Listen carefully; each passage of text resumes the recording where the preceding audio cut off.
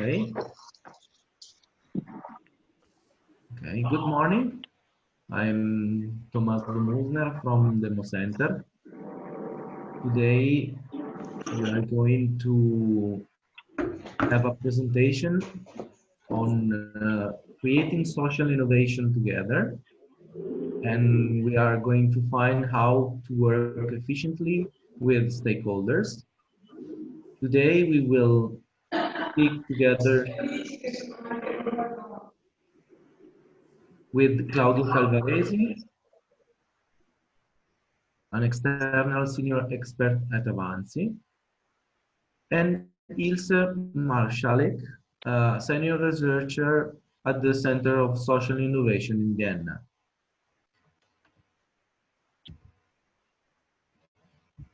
Let me briefly introduce you an academy that with the project Social Eye Makers we are building. It's a set of tools that we are developing to foster the innovation in society. We are trying to use active citizenship, social business, technology and creativity for social innovation, stakeholder engagement, impact assessment, impact finance, and social innovation policies.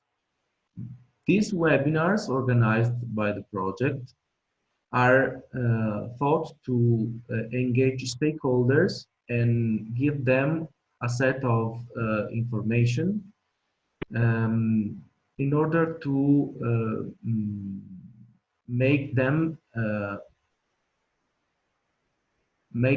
policy entrepreneurs for social innovation in Europe. Why do we why today do we learn how to engage stakeholders?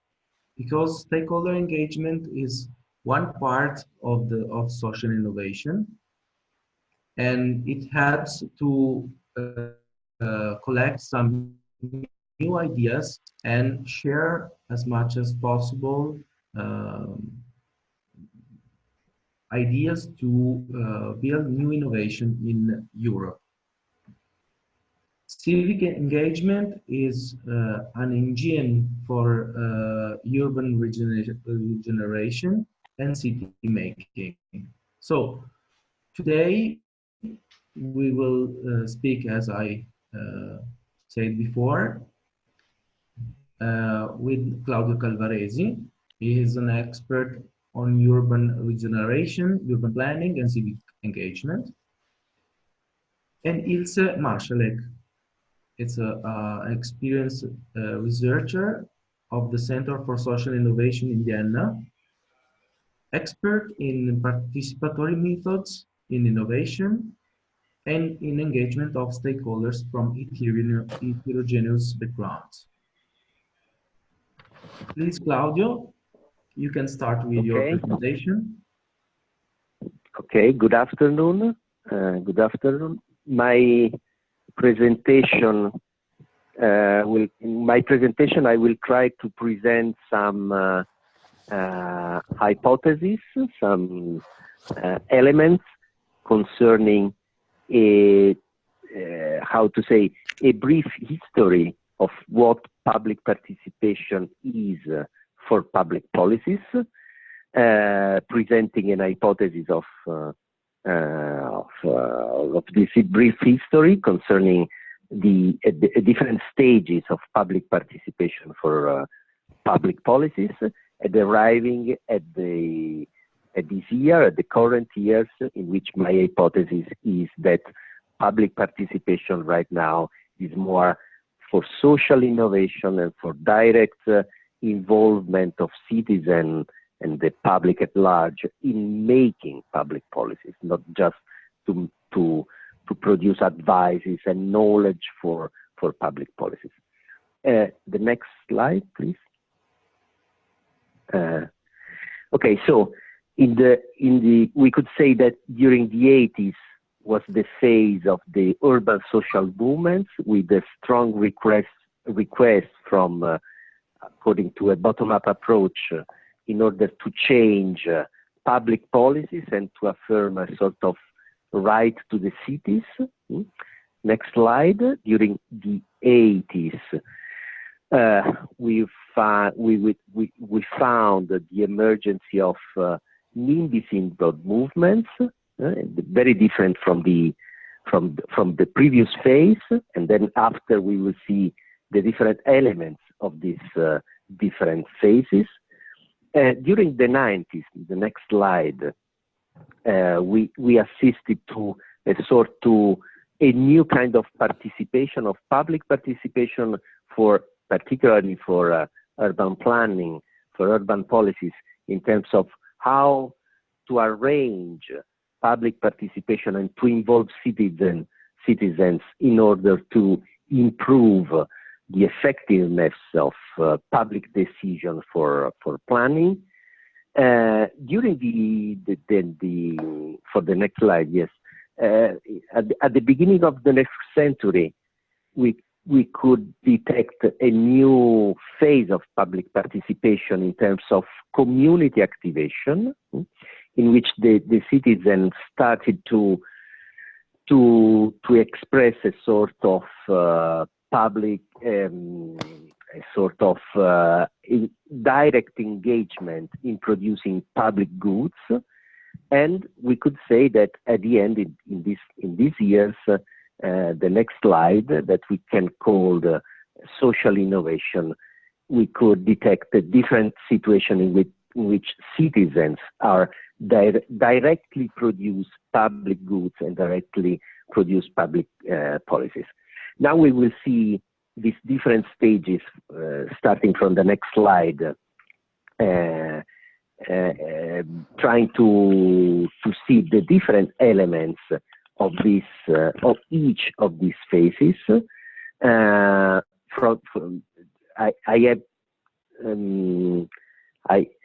have found four elements in order to describe these different stages. The first element is the direction of the public participation, and you could say that during the 70s, the direction was a clear bottom-up direction. The social demand was can we generally define as right to the city, strong social and bottom-up movements, grassroots movements that wanted to affirm their right to the city. The interaction with institutions was a conflict kind of interaction, a confrontation game with institutions.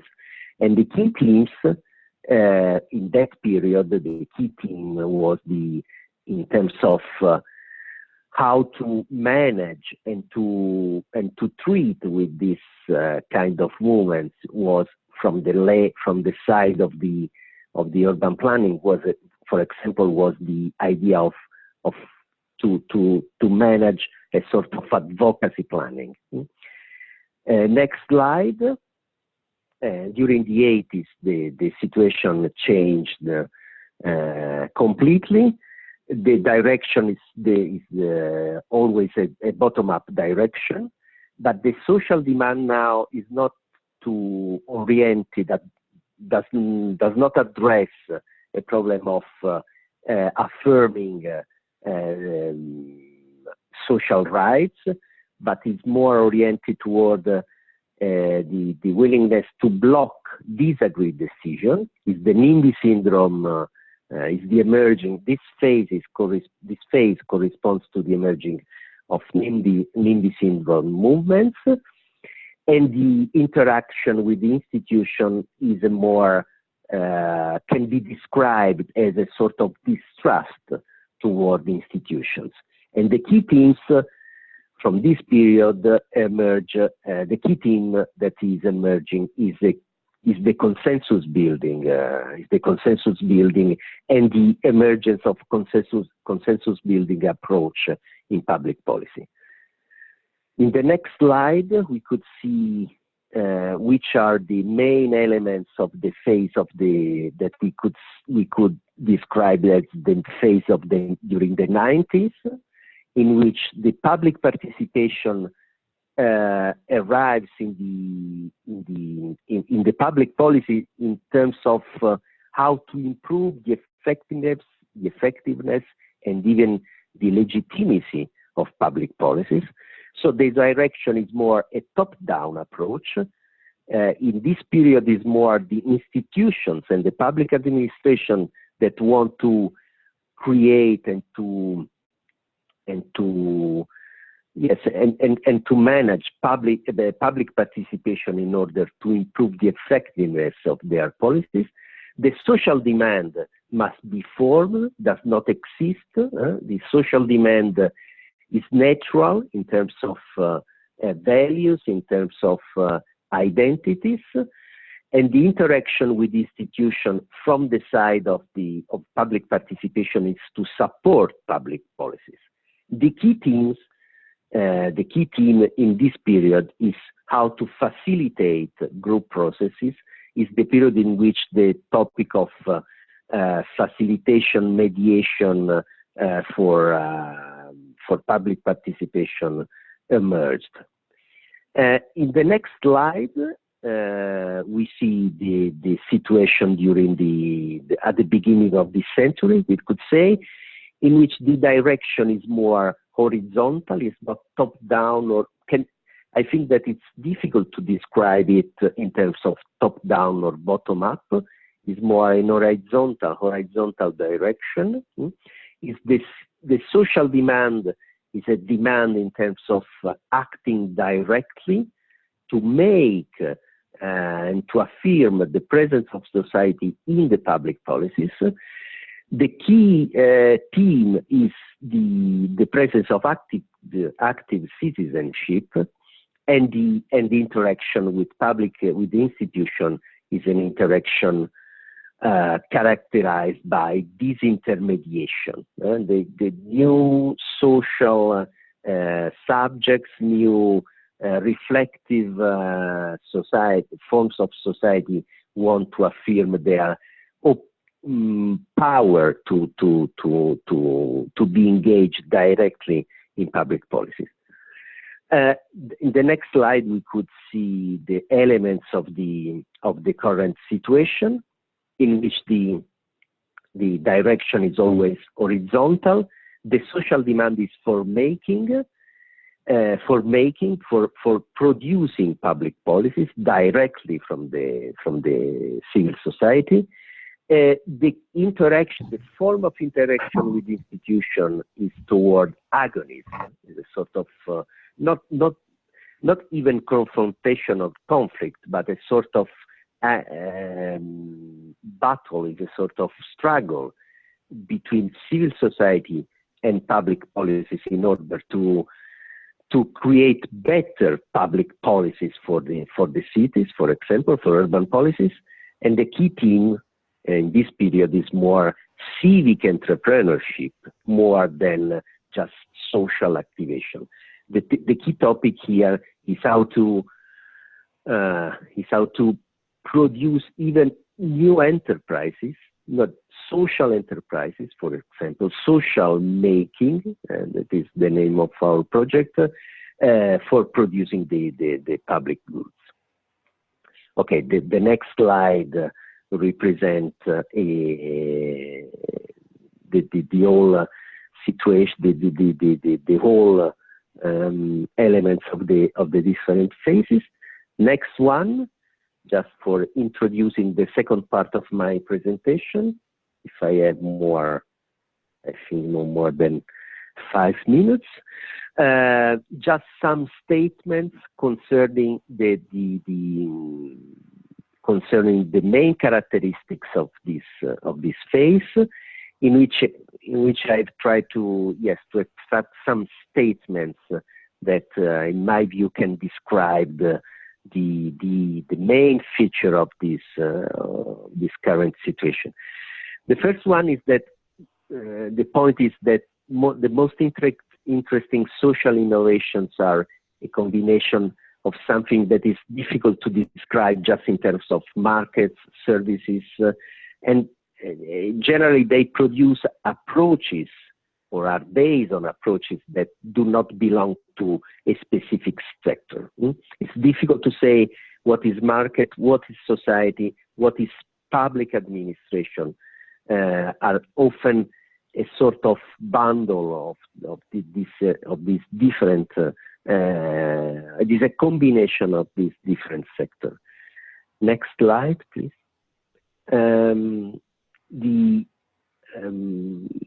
This kind of initiatives of social innovation open new opportunities for public involvement, different from the previous stages, in terms of for this reason of public involvement for doing something in the public realm. The next one, please. I think that all of these social innovations can be described also in terms of transforming what is a personal passions, even civic passions, personal passions that are expressed in the public realm. So civic passions can be transformed into work and even social enterprises. The picture that you are seeing are generally drawn by examples of community hubs, civic centers, or community centers in Italy and in other cities across Europe. Next one. Next slide, please. This slide is referred to a place in the city of Milan. The name is Mare Culturale Urbano. In this case, we can extract another interesting element of the new stage, in which we can say that in doing business, the public dimension is strategic, and gives identity. So in doing business, even in business of social business, the use of public dimension, the field of for social business is the public dimension, and this gives identity to the same business. Next one, please.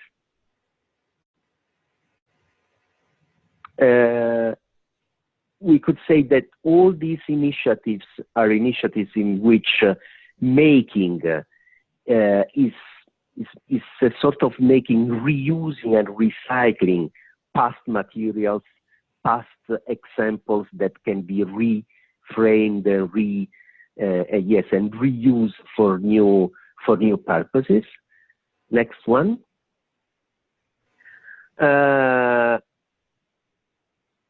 Most of these practices come from conflicts, from social conflicts. So conflicts give the opportunity to stimulate and test new ideas. So there is a sort of generative value of the conflicts that, in my view, is crucial in most of these practices.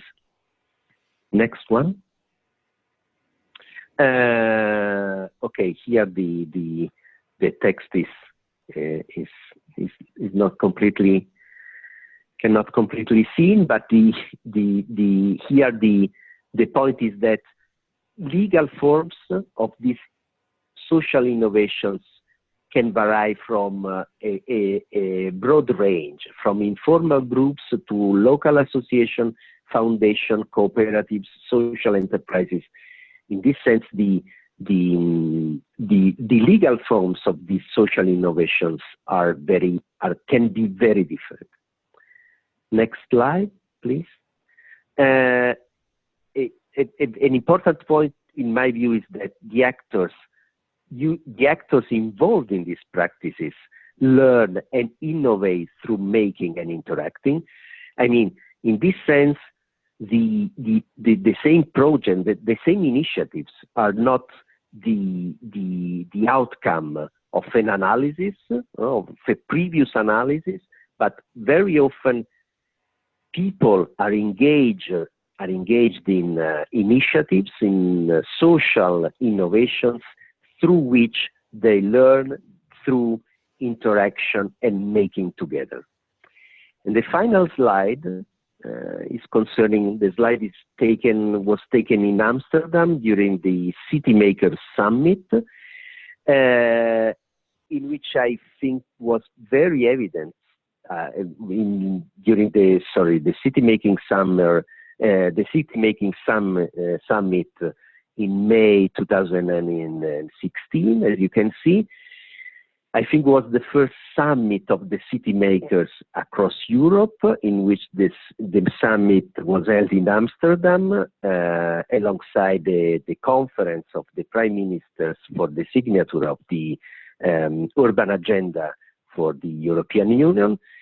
So a sort of parallel initiative of this conference was this summit of city makers was a sort of parallel event of the main conference, in which was evident, in my view, that participation was no more a participation for public policies, but for producing new sort of public policies that, at the end, in my view, is the essence of social innovation. Thanks. Thank you very much, Claudio. Before leaving the voice to Ilse, I remember to all the participants that can write in the chat some questions and that we can answer at the end of this presentation. And I underline also that all these contents will be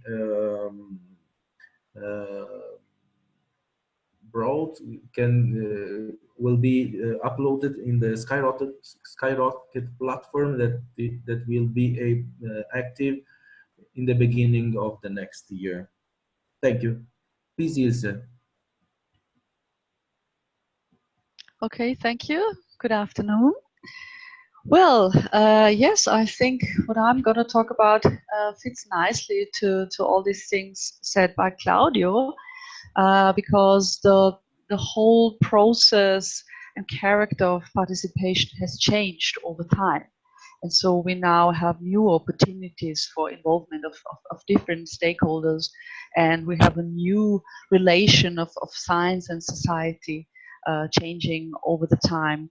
And I'm going to talk from the scientific point of view. So our main topic is always to allow for this collaboration between science and society. And our participatory processes are embedded in these research processes and research and innovation. So please, for the first slide. Thank you. So just as a very simple example to simply visualize, we move away from this approach that we have a problem, we do some research, and then we come up with a solution and implement it.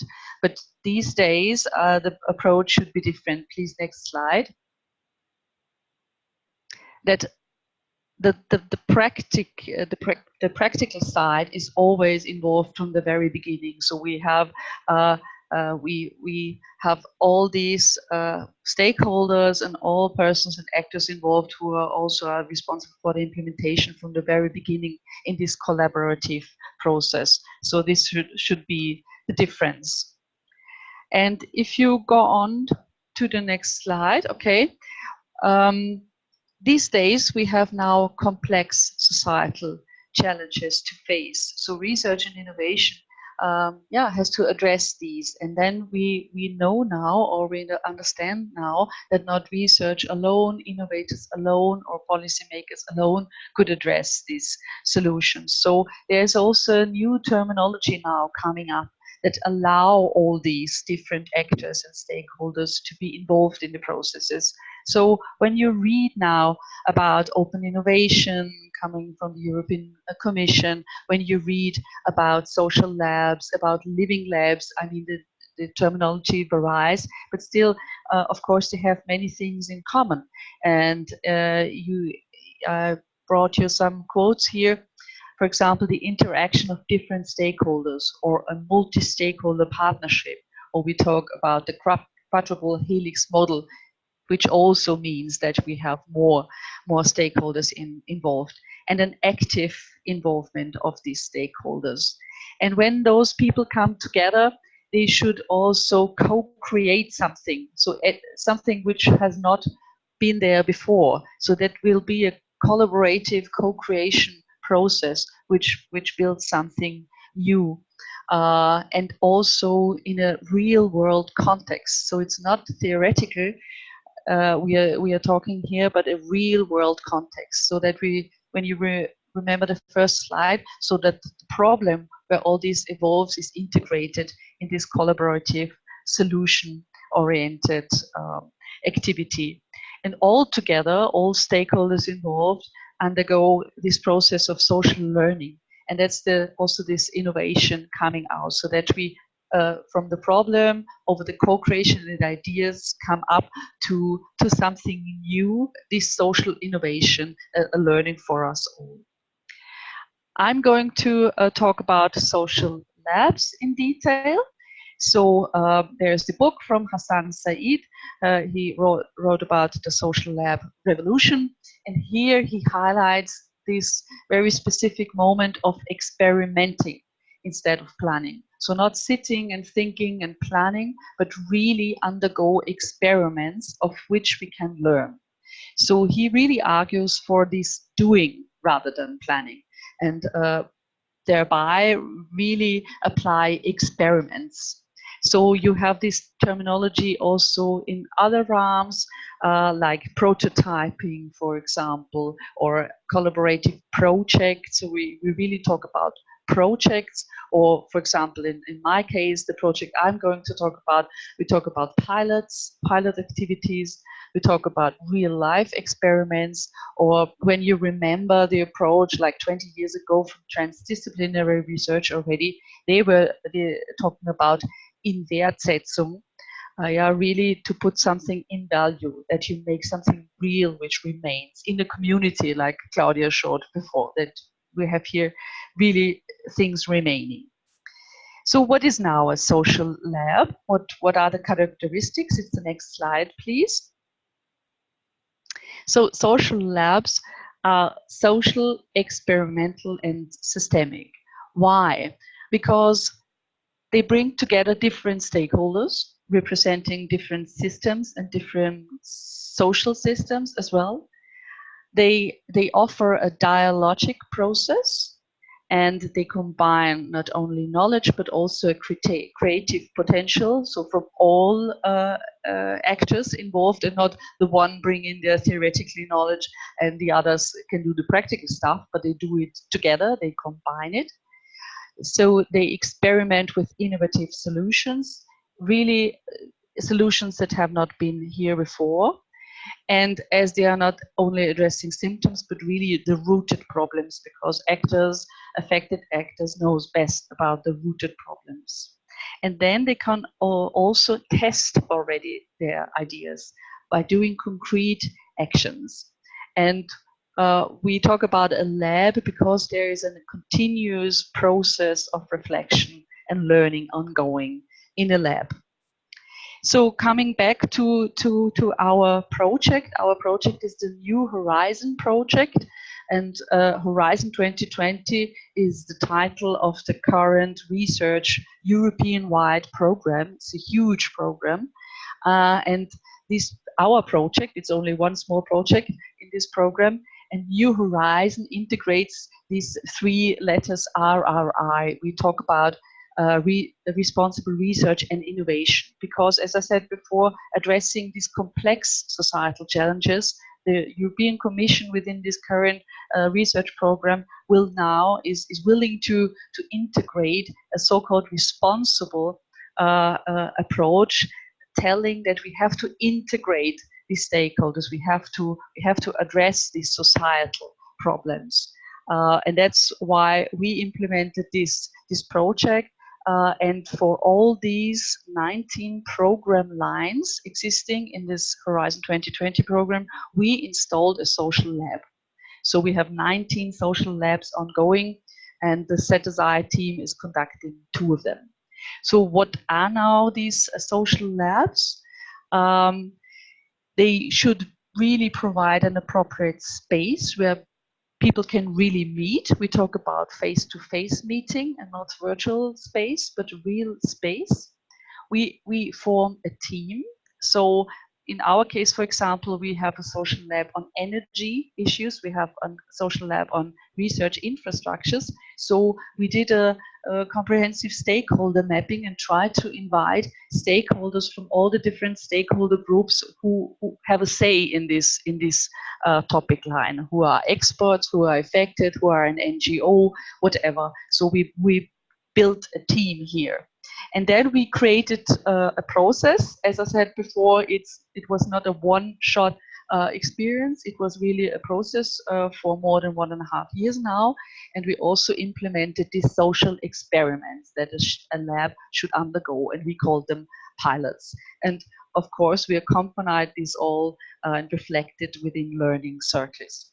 I have another visualization for you with the next slide, please.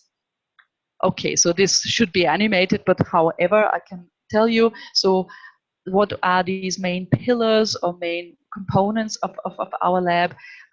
So we did a series of workshops. We met together with our people, between 15 and 20 people in 3 different workshops. So we had, of course, it was not possible to have always completely the same participants in the workshop, but more or less. So we had a core team, and maybe one couldn't make it for the 2nd time, but then again for the 3rd time. So more or less like that.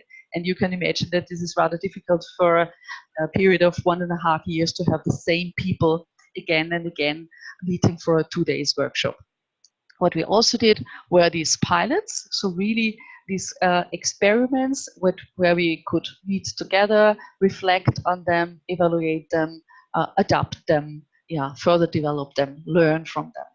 But also our participants, our team members are really multipliers. So we built up a community of change, a community of practice, so to say, within their institution, within their own backgrounds, in the different countries, because we had Europe-wide participation here.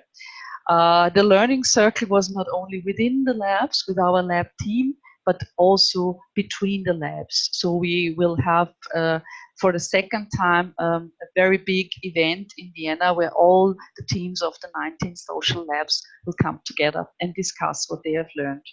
Please, the next slide. So this was all very general. Now this is very specific how we did it in our project, in the New Horizon project. You have the logo in the upper left corner.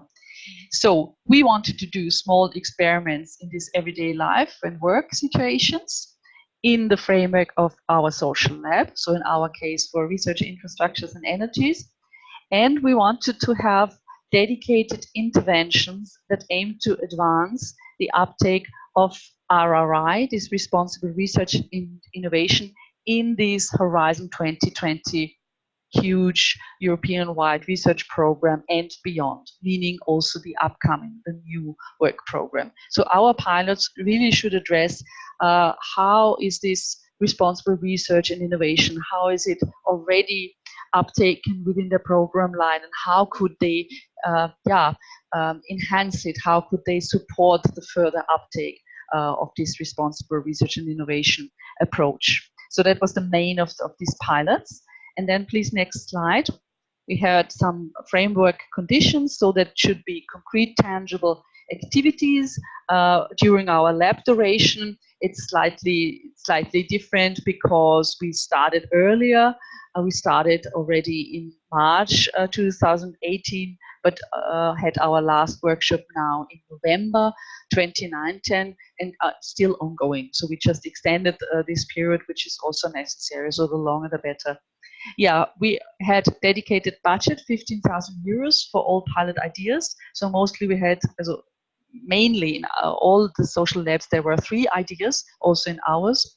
We needed to have practice example to provide a learning experience as basis for stories and the narratives we have to come out with, and of course for evaluation and self-reflection for further improvement. What we needed for that, and this is a crucial point here as well, we needed the so-called pilot hosts, because maybe I just tell you a bit how this workshop happened. First, we had to really discuss what is the current situation. We had to do a kind of diagnosis, yeah, come up with some problems, and then also, yeah, give room for very creative ideas. We did this prototyping of ideas, and at the end of these 2 days, yeah, people came up with very concrete ideas. What could we do? What could we implement? And it was a team, as I said before, of mainly people who never met before, who lived in different countries with different backgrounds, different stakeholder groups, a different time budget and whatever. But we needed at least one person who could tell, I'm the pilot host. I will implement this idea in my institution, or I will set up a team and do it, and yeah, whatever is needed. So we were asking for these pilot hosts. And what I'm going to tell you now is our 6 examples very briefly. So 2 different social labs, 3 pilots each. So very, very briefly, you can check them all at our website. Then you'll find detailed descriptions, so that I'm not taking too much time now to really tell what these pilot activities were all about. So first, the ones of the energy lab. So this was the idea to really map and ask existing living labs to get an overview, to get in contact with people who are carrying out so-called living labs, and really also ask them about their experience. So it was not only a mapping and a collection, but also a huge survey this pilot team wanted to conduct to have a good overview on existing living labs on RI in Europe. The second one was on, they called it a renewable energy nowhere, so to say, from knowledge and where to find this knowledge. And here that was coming from an NGO who did not have access to all these information, especially in Eastern European and Southern Eastern European countries, where to find and get in contact to all these necessary information when you want to implement sustainable energy use. And they wanted to create a database, to really build up a website and fill with all the information they could get with the help of our social lab team, of course. The last one in energy, please, the next slide, was there are these so-called national contact points. So these are very important multipliers. Those are the people who advise other people how to apply for European Commission funded projects. So these are these national contact points. And of course, in each country, there are one in the realm of energy as well. So our partners in the lab suggested to do a training on RRI, responsible research and innovation, and invite them all and really confront them with this RRI idea and give them many materials and guidance how to then consult, so to say, their clients with this topic. This was another one. And then we have the social lab of research infrastructures. Here we have the Magna Carta. So this is the Charter for Open Access, which is very important for research infrastructures, because they have to have a good access policy, because research infrastructures mostly are huge, a telescope, for example, or a library or things like that. So it has to be clear how, especially a publicly funded research infrastructure, can be used by society or by the public sector or by people from the civil society. So they revised this Charter, which gives guidance for these research infrastructures. That was the pilot idea of them. And then I have 2 more. One, the next slide, please, was taking place in Vienna and was next slide please, called Museum Lab, was taking place in a very traditional and huge museum in Vienna, and they wanted to open up to really invite people from the civil society to collaboratively work on new program lines in the museum, discuss participatory approaches, new forms of communication, and so on. So we did a lab in a lab with them. So we applied completely the same as we did within our social lab. We implemented a social lab in this museum and accompanied them in a series of 3 workshops in 1.5 years to really put this process in place.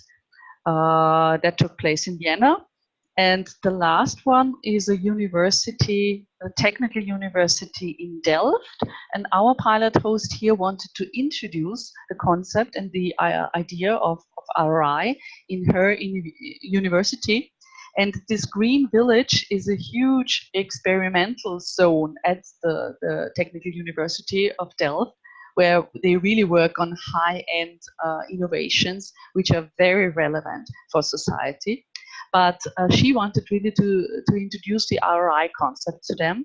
And so we had 2 different workshops. The first one taking place at Delft, where we had a selection of 3 projects, 3 research and innovation projects ongoing, where we had a whole day workshop and really discussed RI principles with them, how to adapt, how to improve their projects according to RI principles. And half a year later, that was only like 2 or 3 weeks ago, we had a second workshop with a partner at GESIS in Cologne, not in Leipzig. And they were then evaluating what has changed in these projects according to everything we have discussed half a year ago. So that was this project. So this is just a small overview of these 6 projects we were really intensively accompanying and really supporting throughout all the time. So I can tell much about this experience, how to conduct a social lab, how to keep the stakeholders together, how to implement a pilot activity, how to evaluate a pilot activity. So these are all those results and experiences we gained within this project. Please check out our website, New Horizon. I can give you just for now a few ideas, lessons learned, and results. So please, the next slide. What happened with our pilot activities? Next slide, please. So this Living Lab survey is still ongoing. No, please, the previous one. We've gone too far.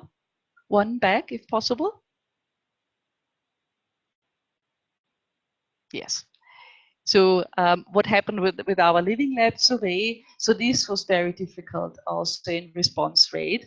Here our pilot hosts mainly found, and that was also my first slide when I started, there is not a common understanding and terminology on Living Lab. So some people undergo already a Living Lab without knowing or without calling it like that. So it was difficult to get them, to find them, and a difficult response rate. But after our last workshop, our pilot hosts thought they are going to interview those people they have identified and bring together their results. This Energy Nowhere project, they really implemented a platform. So this website is now online, but they adapted the concept a bit and will now focus on Southeast European countries because there's a need to have it there and not in Central Europe. This NCP training was successfully implemented and of course has a strong multiplier effect as the NCPs, these national contact points, bring all this information and experiences back to their countries and to their program lines. This Magna Carta, the revised open access Carta, was presented at a workshop in Brussels for different stakeholders and the public. The museum lab, as I said before, had a series of 3 workshops, and they really managed for the first time to invite these external stakeholders and really to come up with new ideas for cooperation, how to bring actual topics, societal relevant topics in the museum and societal actors together with the museum staff to prepare the communication and exhibition activity of the museum. The Green Village project, all these 3 involved projects we had for the first workshop participated in the second one. All were considering RI aspects as we had discussed, more some of them more, some of them less. But one of them is a startup, and they even completely changed their internal structure. They came up with a mission statement in which they really considered all these RI relevant aspects. So that was for us really surprising how this very young team really took all these discussions we had and immediately incorporated them in their company.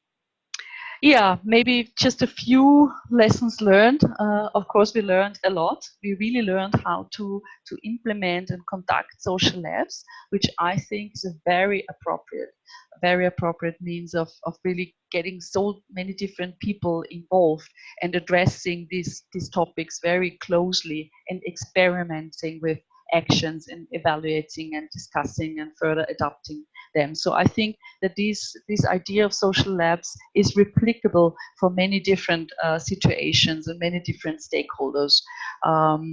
In our case here, we learned that a step-by-step approach is really required. So I think that's the big asset of social labs, that it's not a one-stop event, which often is in participatory activities too little. So we need a kind of a process that we can really learn over time.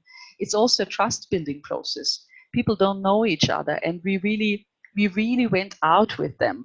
We had the kind of a retreat format. We went into nature. There's a whole chapter to be considered on space and beauty. We don't want to keep our participants in seminar room style or windowless rooms. We want to have a nice environment where we can really work together and think together.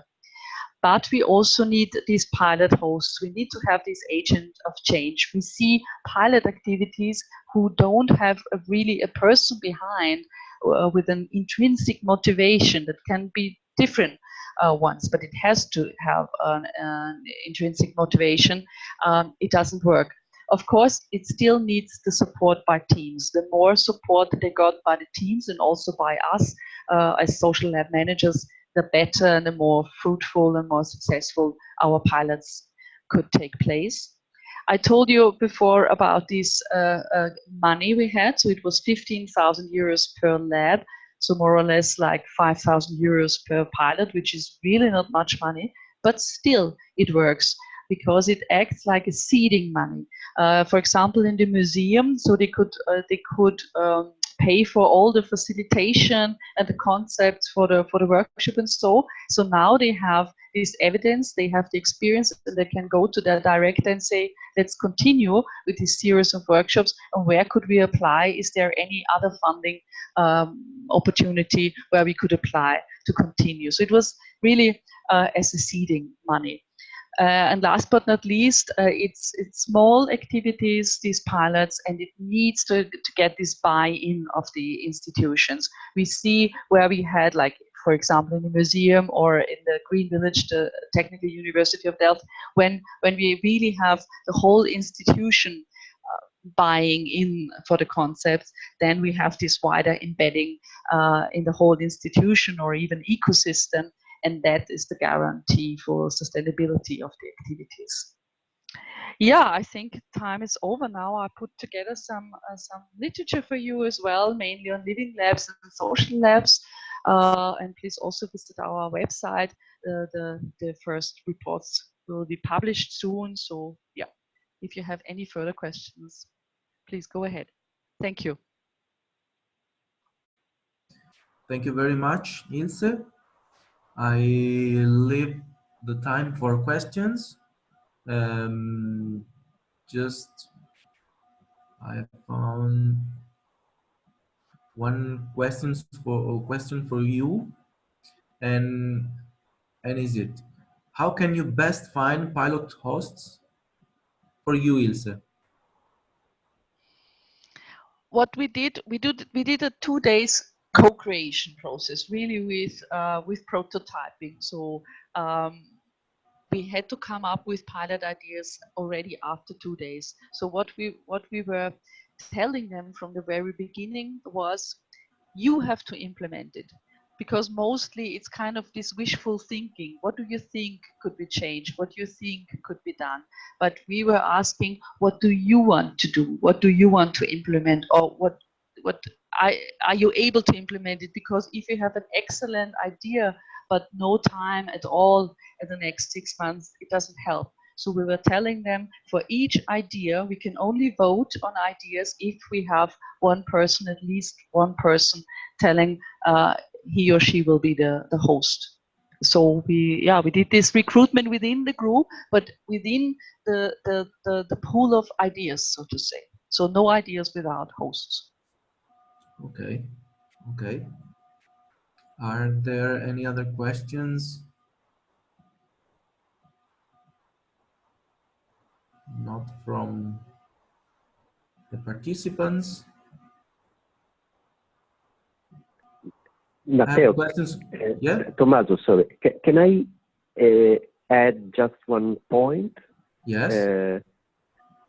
Having listened to the very interesting presentation by Ilse, that I think that what we have described today is something, is a process that requires a huge transformation from public administration, from public policy. I think that there is a sort of curiosity by the public administrations, at least in Italy, the public local authorities, municipalities that I'm working with some of them in urban projects, in urban policies, and I found that there is a sort of good a very important curiosity towards this kind of phenomenon, this kind of process that we can call city making or social innovation, etc.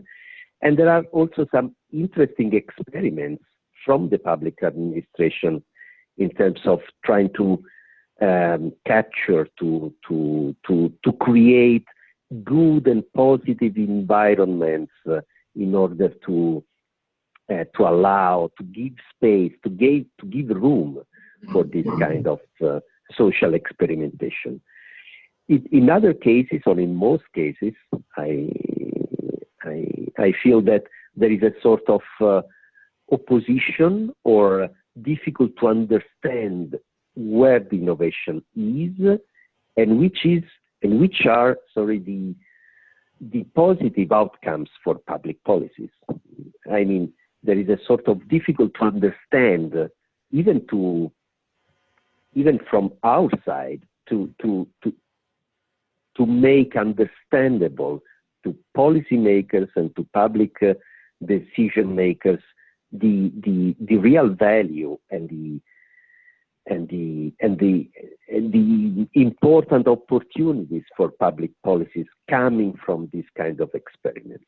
So I think that at the end, what we have presented today in this webinar are social experiments that still need to find a good relationship with public administration, and I think that is the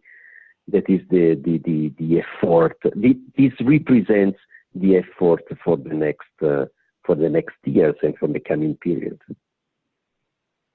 So Claudio, you mean that public authorities should work together with people and closer and closer in the future, but also I think they have to learn how to work together not between people and public authorities, but also how to work with other people with the same problems, with the same needs. For you all, do you have some advice, some secret that allow to the people to work together in the same direction? They and they can for in this way solve their problems. Did you experience a method, or there a secret to do it? I would say no, it's not a secret. Maybe the secret is that all people are humans, Yeah. and we were dealing with humans. As I said, our stakeholders were very different. To get the policymakers on board is always the most difficult, unfortunately. So I fully agree also with Claudio. And as I said, we were building a team where people really work together. It was not a workshop where you can just, listen to some presentations, but we really, collaboratively as a team, will work on this. We identify and then work on this problem. So therefore, we also applied many team building activities, really, including games at night. We played an RI game at night with 2 bottles of wine as well. And we went into nature. We stayed together in a hotel outside of Vienna, 60 kilometers outside of Vienna, and had our meals together. And also, as I said before, you need this host where we have this intrinsic motivation. You have to find this agent of change who burn for their idea, who want to do it. Otherwise, it never gets implemented. You cannot hold the breath for such a long time if you don't think, wow, in my institution, I really should go for it. I really should try it. And then you have the team and the social lab managers who might help you, and the 5,000 euros or more. But you need those people. And yeah, furthermore, of course, we paid them. We reimbursed them their travel expenses, so we didn't pay for their time, but we couldn't do that. But we, of course, could reimburse all their travel expenses, and we invited them to nice places as well. So, which is a nice trip as well to go there, and to offer to meet other people, and to meet especially people from other stakeholder groups is always very interesting, or is always a very positive echo. When you do multi-stakeholder dialogues, that people say, wow, that's so great that I meet you. I could have never meet you in any other circumstance. So these are some of these aspects. Questions comes from the audience, and how you can increase the participation of residents in the suburbs. Claudio? Maybe.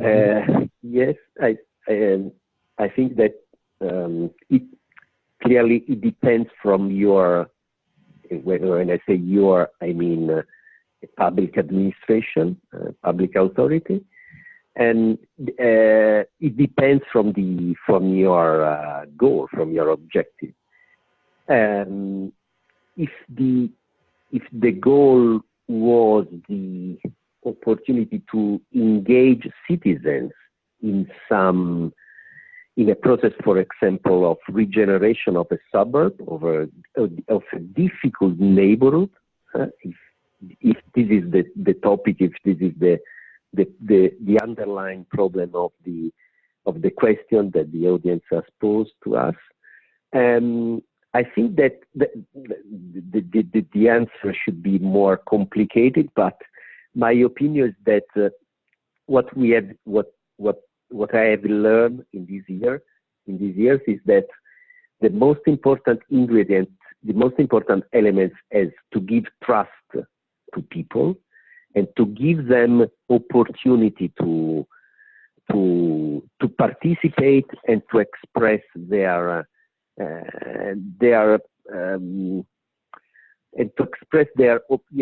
opportunity to make something for the community.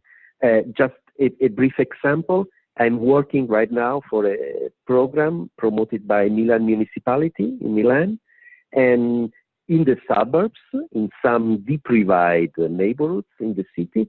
And the basic idea is that the goal in this program is to give the opportunity to create new social enterprises in the difficult neighborhood. And so the municipality has created a program in which citizens and local groups that want to create a social, that want to promote projects that can that can produce positive impact, social impacts for the neighborhood, can go into a sort of process of incubation for the improvement of their basic ideas into transforming these ideas in a more consolidated projects. And at the end of this process, so they will receive from the municipality a grant of 25,000 euros in order to implement their ideas. So citizens and groups receive two kinds of contribution, a financial grant and a contribution in terms of training and incubation for their initial ideas in order to create a social enterprise. I think that it's very interesting examples from my view of what public participation in the suburbs currently means.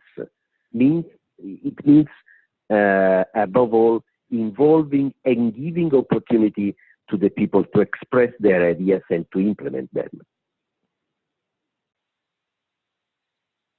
Yeah, I think one of the way to help people collaborate each other is to give them the choice to understand that they have similar problems and that they can find together a solution, and they can be part of the solution. So I think it's the first thing, help the people to understand that one problem is not the problem of one person, but it's a common problem. And the second thing is that you can people can solve together their problems in a more effective way, with a sort of coordination of the public authority that can provide people with instruments, with funding, with space to implement these ideas, these solutions, and to uh, as a social experiment in the end. I appreciate a lot what Ilse told us just a few minutes ago. It's important to experiment, not only to plan a solution, but to experiment and to see how, if a solution is able to work or not, and change it and adapt it to the local environment, to the local society. And there, when I may add just one sentence, you can you have this experience of empowerment, because if you're once able to implement something real in your neighborhood, in your community, then you can feel empowered to continue to realize something else as well. Okay, thank you very much for Ilse and Claudio. Thank you all for participating in this webinar, and you will find in the chat the links to our contents, and thank you very much for joining us today. Thank you. Bye bye. Okay. Bye bye. Thank you. Bye. Bye.